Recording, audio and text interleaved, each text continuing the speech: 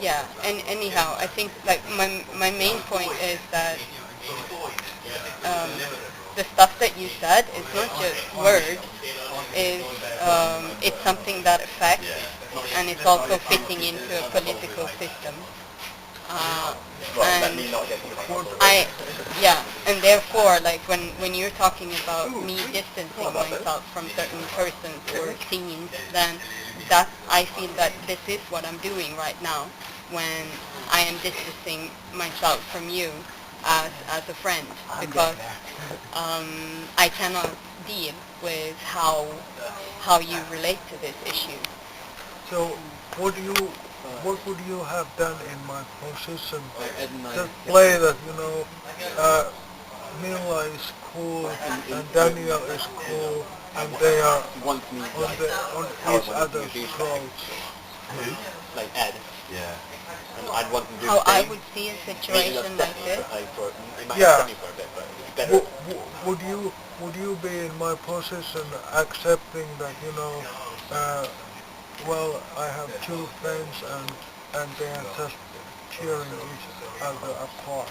Okay. And just like ignoring that there's conflict at all.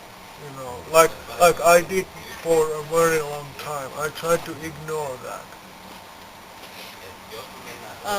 The way I would have dealt with it, especially if there is like a clear power relation going on, if there it's an issue of certain positions of privilege and oppression that are systematic, structural, like me being born as a woman and Dani as a man, and then when we relate to each other in an intimate relation, and I try to point out abusive behaviors to this person, and this person is avoiding it, then I think from my point of view it would have been fairly clear that I would support the woman in this case, and I wouldn't treat these persons as like having equal power relation or even start blaming the woman in this case. I mean, it's the same thing as watching a scene where there is police brutality going on and then treating these persons as, well, you the person who was demonstrating and you the person in the uniform with the stick beating the other person up, that I will now sit and mediate between you two, and I will treat you as like having equal power in this relation. And that's not true. And the same goes for an intimate relation where a man and a woman is involved.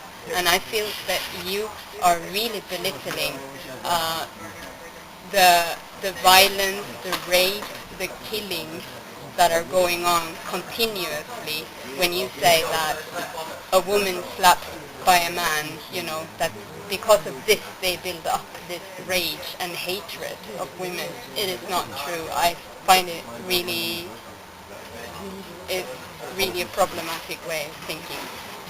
You brought out a very important point in this discussion. Uh, why why should I always believe that women are honest? Why should I always even believe that the activist version of events is the truth and not the police version? Just like that.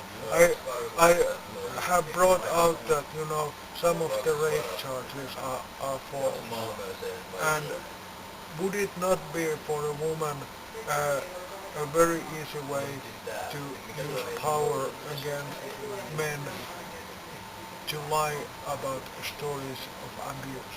Why should I just blatantly accept your version as the sole truth, especially when I find difficulties with your stories?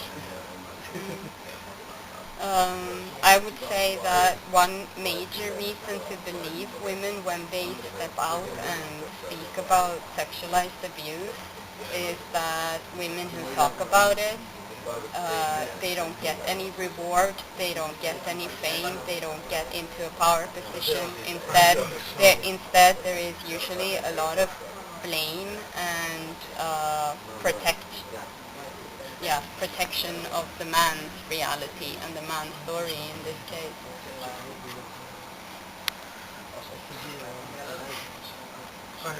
I think I disagree about that. I think many people are protective of the woman.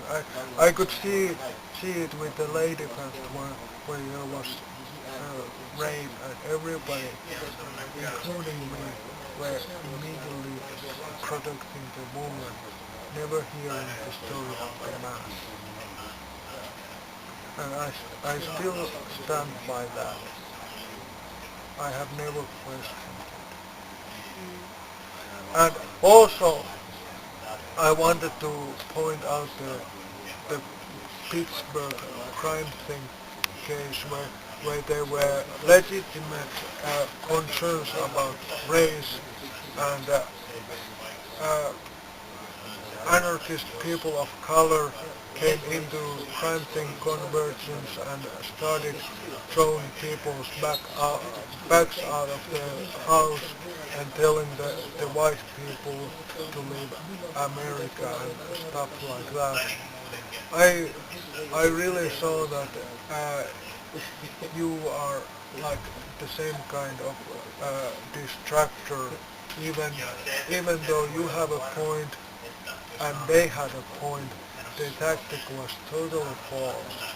And few people uh, of color joined them because they thought that, hey, those folks are really the cutting edge radicals here. But later they saw that, they hadn't really thought out things.